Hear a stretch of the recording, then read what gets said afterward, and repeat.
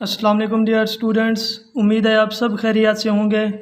आज का हमारा topic chapter number 2 first year physics का है, फर्स्ट कंडीशन ऑफ इक्विलिब्रियम। इससे पहले हमने इक्विलिब्रियम के बारे में देखा था।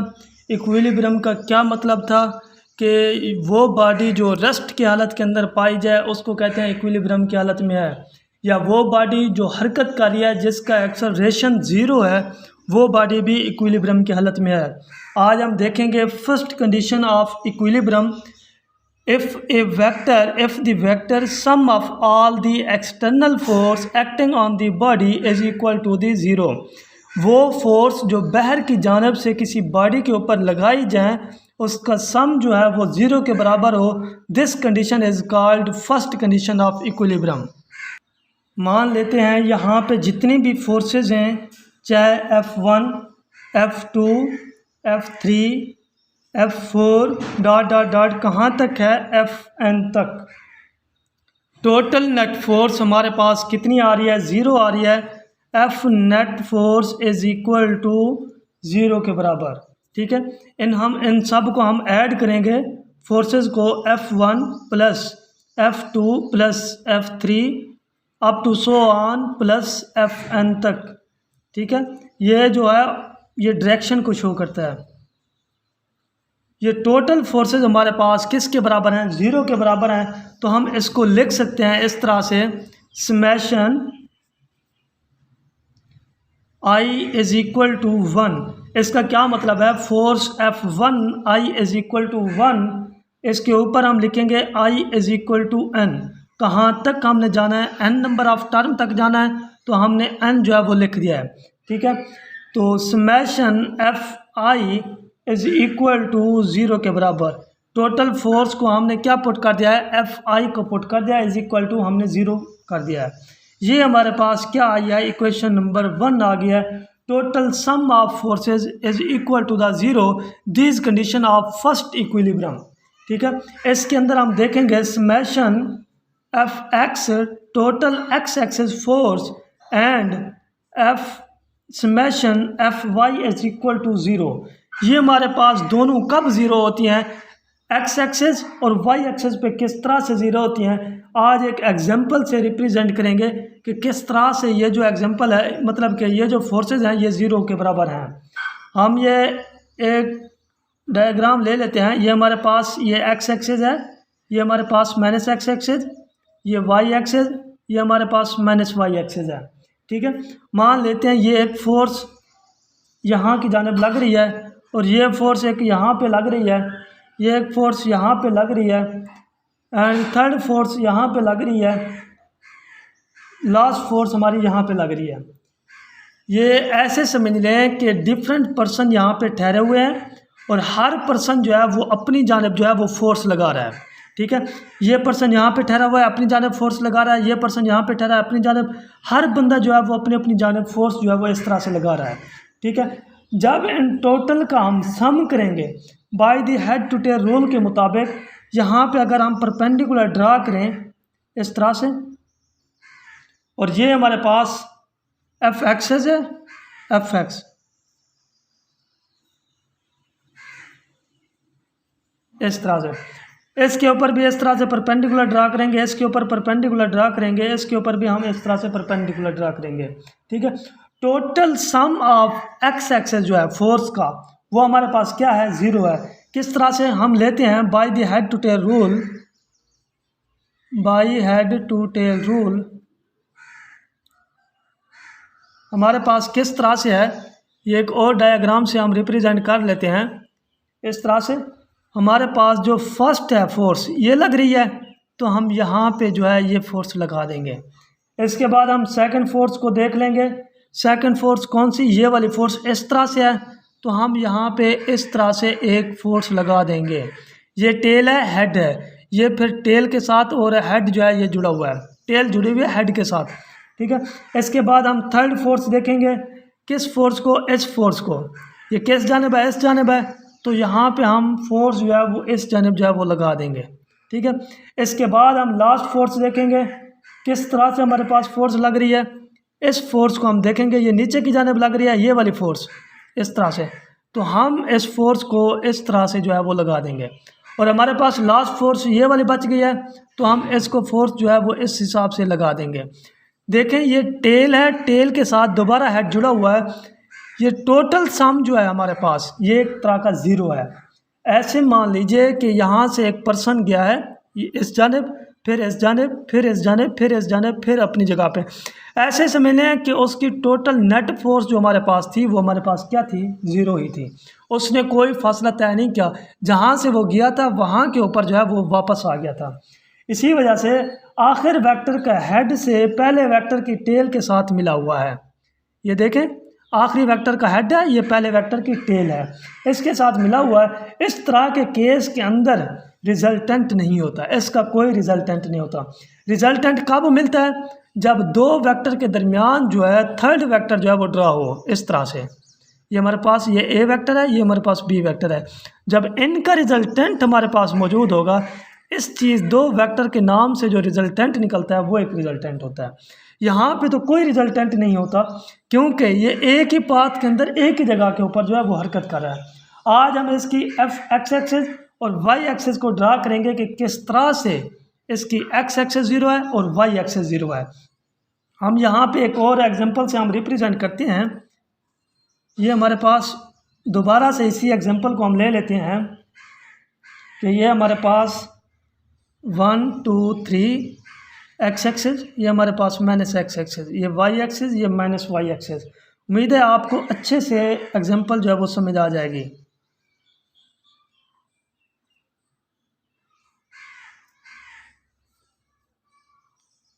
इस तरह से हमने पहले बनाया, और यहाँ पे देखें थर्ड वेक्टर के साथ जुड़ा हुआ है।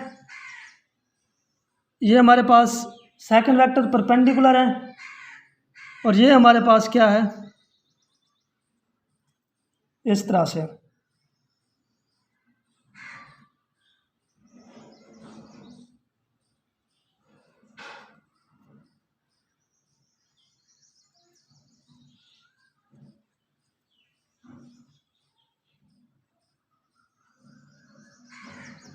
इस तरह से ये हमारे पास ये एक एग्जांपल है। अब हम यहाँ पे देख सकते हैं कि पहला वेक्टर हमारे पास 1 के ऊपर है, तो यहाँ पे हम 1 लिख देंगे। अब हम दूसरे वेक्टर की बात करते हैं। दूसरे वेक्टर की देखेंगे, यहाँ से यहाँ तक का जो फासला है वो हमारे पास 3 का है, तो यहाँ पे हम 3 लिख लेंगे। ठीक है, इसके साथ साथ हम फिर थर्ड वेक्टर को देखेंगे। थर्ड वेक्टर को किस तरह से देखेंगे, ये देखें 1 2 3 है, तो हमारे पास ये 3 वेक्टर जो है वो आ गया है। ये हमारे पास ये एक 1 वेक्टर, ये हमारे पास ये एक 3 वेक्टर, और ये हमारे पास क्या है, ये एक 3 वेक्टर है। इस तरह से आप नेगेटिव वाले पोर्शन के अंदर आ जाएंगे। सेकंड पोर्शन के अंदर इसको हम देखेंगे, ये हमारे पास ये 1 के ऊपर है, तो हम यहाँ पे लिख लेंगे -1 है। और ये हमारे पास 1 2 3 के ऊपर है, तो हम यहाँ पे लिख लेंगे -3 है। ठीक है, इसी तरह से ये हमारे पास ये कितने के ऊपर है, 6 के ऊपर है। 1 2 3 4 5 6, तो यहाँ पे लिख लेंगे ये एक 6 कंपोनेंट है। इसी तरह से ये जब इनको हम दोनों को तीनों को हम ऐड करेंगे, या आप देखें 3 + 3 6 + 1 7, 7 - 6 + 1 क्या होगा, 7, 7 - 7, तो आंसर क्या आया, 0। This is the resultant of summation f(x) is equal to हमारे पास क्या आ गया, 0 के बराबर आ गया। इसी तरह से हम y एक्सिस को देखेंगे दूसरे पोर्शन के अंदर, उसका भी इसका आंसर जो है वो आपने खुद ढूंढना होगा कि समेशन fy जो है वो हमारे पास किस तरह से 0 आ रहा है। इसके बाद चलते हैं सेकंड इक्वेशन की जानिब। सेकंड इक्वेशन ऑफ इक्विलिब्रियम के अंदर, इसके अंदर आप देख सकते हैं कि सम टाइम ऐसा होता है बॉडी के ऊपर नेट फोर्स कर रही होती है, वो इक्वल भी होती है और अपोजिट भी होती है, बट स्टिल बॉडी जो है वो रेस्ट की हालत में नहीं होती। ठीक है, इस इक्विलिब्रियम में रोटेट करती रहती है, इक्विलिब्रियम में नहीं होती, बल्कि वो बॉडी क्या करती है, रोटेट करती रहती है। आज हम इसकी सेकंड इक्विलिब्रियम को देखेंगे। If the vector sum of all the external torque, इसके अंदर क्या है, सिर्फ और सिर्फ टॉर्क प्रोड्यूस होता है acting on the body as 0। जब भी टॉर्क प्रोड्यूस होगा, टॉर्क का जब सम करेंगे तो उसका आंसर जो होगा वो हमारे पास 0 के बराबर आएगा। इसको हम मैथमेटिकली लिख लेते हैं, summation tau is equal to हमारे पास 0। अब हम इसकी डायग्राम से हम एक्सप्लेन करते हैं। ये हमारे पास ये एक फिक्स पॉइंट है, ये हमारे पास ये एक बॉडी पड़ी हुई है, ये दरमियान के अंदर ये फिक्स पॉइंट है। अगर हम फोर्स इस जानिब लगा रहे हैं तो ये क्लॉकवाइज घूमेगा, ठीक है ना। तो सम ऑफ फोर्सेज हमारे पास क्या हो जाएंगे, जीरो हो जाएंगे। इस तरह से अगर इसकी फोर्स लगाते हैं तो इस तरह से, अगर इस तरह से फोर्स लगाएं क्लॉकवाइज और एंटी क्लॉकवाइज के अंदर ये जो है ये बॉडी रोटेट करेगी। टोटल टार्क जो है टा1 टा2 टा3 अप टू स्वान टा n तक इज इक्वल टू हमारे पास क्या हो जाएगा, ज़ीरो हो जाएगा।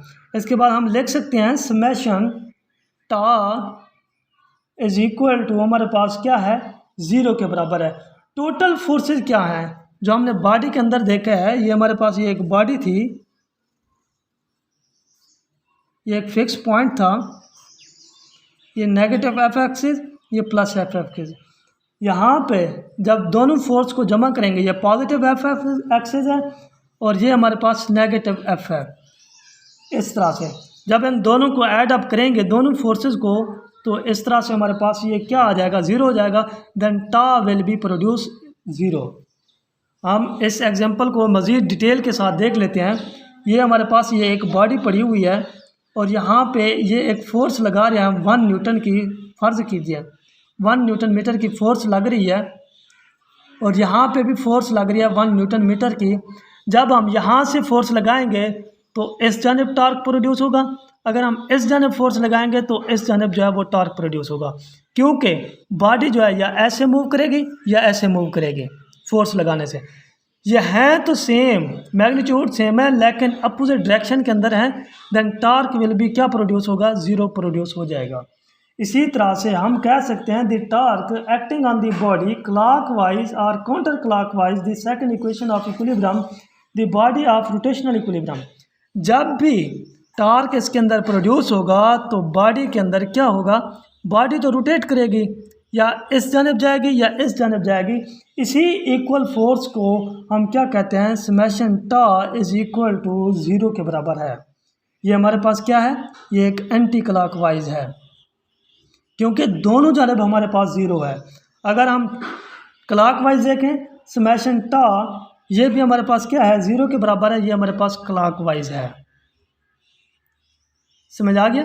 अगर हम इस बॉडी को इस जानिब मूव करें तो हमारे पास क्लॉकवाइज आ गया, समेशन टार्क जो है वो भी ज़ीरो हो जाएगा। अगर हम इस तरह से इसको मूव करवाएं, समेशन फोर्स यहाँ पे लगाएं तो ये एंटी क्लॉकवाइज में आएगा, तब भी हमारे पास क्या हो जाएगा, टार्क जो है वो ज़ीरो प्रोड्यूस होगा। क्यों, ये दोनों फोर्सेज जो हैं वो सेम के अंदर है, मैग्नीट्यूड इनकी सेम है लेकिन इनकी डायरेक्शन जो है वो अपोजिट है, जिसकी वजह से क्लॉकवाइज और एंटी क्लॉकवाइज दोनों टार्क जो हैं वो हमारे पास ज़ीरो मौजूद हैं।